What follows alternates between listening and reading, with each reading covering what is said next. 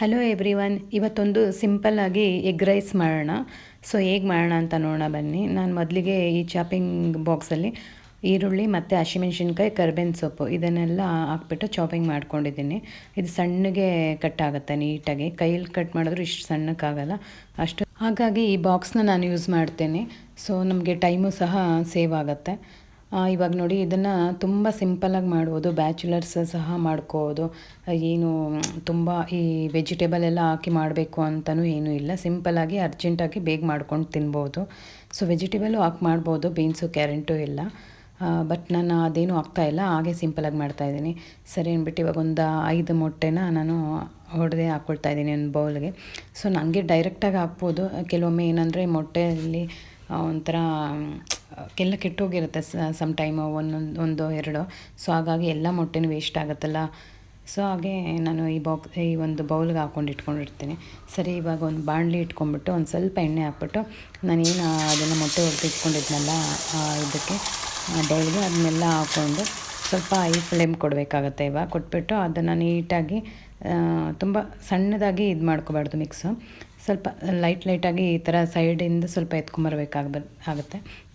ಅದಾದಮೇಲೆ ಅದನ್ನ ನಾವು ನೀಟಾಗಿ ಹಾಗೇ ಅದನ್ನ ತಿರುಗಿಸ್ಕೋಬೇಕು ಸ್ಲೋ ಆಗಿ. ಆವಾಗ ಅದು ಸ್ವಲ್ಪ ದಪ್ಪ ಇರುತ್ತೆ. ಅಂದರೆ ನಾವು ತಿನ್ಬೇಕಾದ್ರೆ ಎಗ್ ರೈಸು ಸ್ವಲ್ಪ ಮೊಟ್ಟೆ ಸಿಕ್ಕಿದ್ರೆ ಚೆನ್ನಾಗಿರುತ್ತೆ ಅದು ತಿನ್ಬೇಕಾದ್ರೆ. ಸೊ ನೋಡಿ, ಈ ರೀತಿ ಮಾಡಬೇಕಾಗತ್ತೆ. ಸೊ ಹಿಂಗಾಯ್ತಲ್ಲ, ಇವಾಗ ಇದನ್ನು ಒಂದು ಪ್ಲೇಟ್ಗೆ ಶಿಫ್ಟ್ ಮಾಡಿ ಇಟ್ಕೋಬೇಕಾಗತ್ತೆ. ಮತ್ತು ಇದೇ ಬಾಣಲಿ ಇಟ್ಬಿಟ್ಟು ಒಗ್ಗರಣೆ ಎಲ್ಲ ಹಾಕ್ಕೊಳ್ತೀನಿ. ಸೊ ಸರಿ, ಇದನ್ನೆಲ್ಲ ಈಗ ಪ್ಲೇಟಿಗೆಲ್ಲ ಹಾಕ್ಕೊಂಡಲ್ಲ ಒಂದು ಸೈಡಿಗೆ ಇಟ್ಬಿಟ್ಟು ಹಾಗೆಯೇ ಈ ಬಾಣಲಿ ಇಟ್ಟು ಅದಕ್ಕೆ ಸ್ವಲ್ಪ ಎಣ್ಣೆ ಹಾಕ್ಕೋಬೇಕಾಗತ್ತೆ. ಎಣ್ಣೆ ಹಾಕ್ಕೊಂಬಿಟ್ಟು ನಾವು ಏನು ಚಾಪಿಂಗ್ ಎಲ್ಲ ಮಾಡಿ ಇಟ್ಕೊಂಡಿದ್ದು ಇದನ್ನೆಲ್ಲ ಈರುಳ್ಳಿ ಎಲ್ಲ ಹಸಿಮೆಣ್ಸಿನ್ಕಾಯಿ, ಈರುಳ್ಳಿ, ಕರಿಬೇವಿನ ಸೊಪ್ಪು ಅದನ್ನೆಲ್ಲ ಹಾಕ್ಕೋಬೇಕಾಗತ್ತೆ. ಸ್ವಲ್ಪ ಎಣ್ಣೆ ಹಾಕ್ಕೊಂಡ್ರೆ ಸಾಕು, ತುಂಬಾ ಜಾಸ್ತಿ ಏನು ಬೇಡ. ನಾನು ಇಬ್ಬರಿಗೆ ಮಾಡ್ತಾಯಿರೋದು ಕ್ವಾಂಟಿಟಿ. ಸರಿ, ಇವಾಗ ಎಲ್ಲ ಹಾಕ್ಕೊಂಡಲ್ಲ ಈರುಳ್ಳಿ, ಇದನ್ನ ಸ್ವಲ್ಪ ಫ್ರೈ ಮಾಡ್ಕೋಬೇಕು. ಒಂದು ಸ್ವಲ್ಪ ಲೈಟಾಗಿ ಬ್ರೌನ್ ಆಗೋವರೆಗೂ ಫ್ರೈ ಮಾಡ್ಕೋಬೇಕು. ಸೊ ಇದಾದಮೇಲೆ ನಾವು ಶುಂಠಿ ಬೆಳ್ಳುಳ್ಳಿ ಪೇಸ್ಟು ಸ್ವಲ್ಪ ಹಾಕೋಬೇಕಾಗತ್ತೆ, ಒಂದು 1/2 ಟೇಬಲ್ ಸ್ಪೂನು. ನೋಡಿ, ಈ ಥರ ಆಯ್ತಲ್ಲ ಬ್ರೌನು. ಸರಿ, ಇವಾಗ ನೋಡಿ ಇದು ಹಾಕ್ಕೊಂಡೆ ಶುಂಠಿ ಬೆಳ್ಳುಳ್ಳಿ ಪೇಸ್ಟು. ಸೊ ಇದನ್ನು ಸ್ವಲ್ಪ ಶುಂಠಿ ಬೆಳ್ಳುಳ್ಳಿ ಪೇಸ್ಟು ಹಸಿ ಸ್ಮೆಲ್ ಹೋಗೋವರೆಗೂ, ವಾಸನೆ ಹೋಗೋವರೆಗೂ ಆ ಈರುಳ್ಳಿಗೆ ಚೆನ್ನಾಗಿ ಹುರ್ಕೋಬೇಕಾಗತ್ತೆ. ಇದಾದ ನಂತರ ನಾವು ಈಗ ಏನು ಪೌಡ್ರುಗಳಿರುತ್ತೆ, ಮಸಾಲ ಪೌಡ್ರು, ಅದನ್ನ ಹಾಕೋಬೇಕಾಗತ್ತೆ.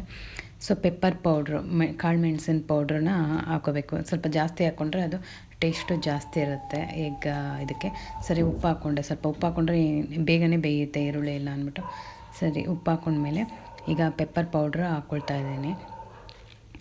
ಸೊ ಪೆಪ್ಪರ್ ಪೌಡ್ರ್ ಹಾಕ್ಕೊಂಡಿದ್ದ ತಕ್ಷಣ ನೆಕ್ಸ್ಟು ಸ್ವಲ್ಪ ಅರಿಶಿನನೂ ಸಹ ಹಾಕ್ಕೋಬೇಕಾಗತ್ತೆ ಇದೇ ಟೈಮಲ್ಲಿನೇ. ಸಾಕಾಗುತ್ತೆ, ಇಷ್ಟು ಅರಿಶಿನ ಹಾಕ್ಕೊಂಡ್ರೆ ಸಾಕಾಗುತ್ತೆ.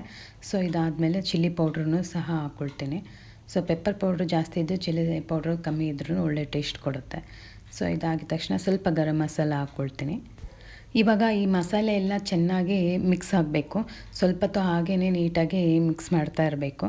ಅದೆಲ್ಲ ಮಿಕ್ಸ್ ಆಗಿದ ತಕ್ಷಣವೇ ಇವಾಗ ನಾವೇನು ಮಾಡಬೇಕು, ಆವಾಗಲೇ ಆ ಮೊಟ್ಟೆನೆಲ್ಲ ನಾವು ಫ್ರೈ ಮಾಡಿ ಇಟ್ಕೊಂಡಿದ್ವಲ್ಲ ಅದನ್ನು ಇದೇ ಟೈಮಲ್ಲಿ ಹಾಕ್ಕೋಬೇಕಾಗತ್ತೆ. ಹಾಕ್ಕೊಂಡು ಈ ಮೊಟ್ಟೆ ಮತ್ತು ಆ ಮಸಾಲೆ ಎಲ್ಲನೂ ನೀಟಾಗಿ ಹೊಂದ್ಕೋಬೇಕು, ಅಂದರೆ ಸೇರ್ಕೋಬೇಕು. ಆ ಥರ ನೀಟಾಗಿ ಚೆನ್ನಾಗಿ ಮಿಕ್ಸ್ ಮಾಡಬೇಕಾಗತ್ತೆ. ಸೊ ಆ ಮಸಾಲ ನೀಟಾಗಿ ಪೂರ್ತಿಯಾಗಿ ಹಿಡಿಬೇಕು ಅದಕ್ಕೆ. ಆ ರೀತಿಯಲ್ಲಿ ನೀಟಾಗಿ ಎಲ್ಲ ಮಿಕ್ಸ್ ಮಾಡ್ಕೋಬೇಕು. ಇದೆಲ್ಲ ಆಗಿದ ನಂತರನೇ ನಾವು ಏನು ರೈಸ್ನ ಮಾಡಿ ಇಟ್ಕೊಂಡಿರ್ತೀವಲ್ಲ ಅದನ್ನು ಒಂದು ಪ್ಲೇಟಲ್ಲಿ ಆಲ್ರೆಡಿ ಇಟ್ಕೊಂಡಿದ್ದೆ. ಸೊ ಅದನ್ನು ತೊಗೊಂಡು ಇವಾಗ ಈ ಟೈಮಲ್ಲಿ ಹಾಕೋಬೇಕಾಗತ್ತೆ. ಹಾಕ್ಕೊಂಡು ಚೆನ್ನಾಗಿ ಮಿಕ್ಸ್ ಮಾಡಬೇಕು. ಇಷ್ಟೇ, ತುಂಬ ಸಿಂಪಲ್ ಪ್ರೊಸೀಜರು. ಇದಕ್ಕೇನು ತುಂಬ ಟೈಮ್ ಹಿಡಿಯುತ್ತೆ ಅಂತಲೂ ಹೇಳೋಕ್ಕಾಗಲ್ಲ. ಬ್ಯಾಚುಲರ್ಸ್ಗೆಲ್ಲ ತುಂಬಾ ಬೇಗನೆ ಆಗುತ್ತೆ ಅಂತಲೇ ಹೇಳ್ಬೋದು. ಈ ಅಡುಗೆ ತುಂಬಾ ಚೆನ್ನಾಗಿರುತ್ತೆ.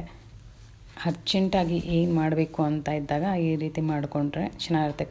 ಖಾರವಾಗಿ ತುಂಬಾ ಚೆನ್ನಾಗಿರುತ್ತೆ, ಸ್ಪೈಸಿಯಾಗಿ ಚೆನ್ನಾಗಿ. ಸೊ ಇಷ್ಟೇ ನೋಡಿ ಎಗ್ ರೈಸು. ಫೈನಲಾಗಿ ಸಿಂಪಲ್ಲು ಮತ್ತು ಟೇಸ್ಟಿಯಾಗಿತ್ತು ಅಂತ ಹೇಳ್ಬೋದು. ಈ ವಿಡಿಯೋ ನೋಡಿದ್ದಕ್ಕೆ ಥ್ಯಾಂಕ್ಸ್ ಎಲ್ಲರಿಗೂ.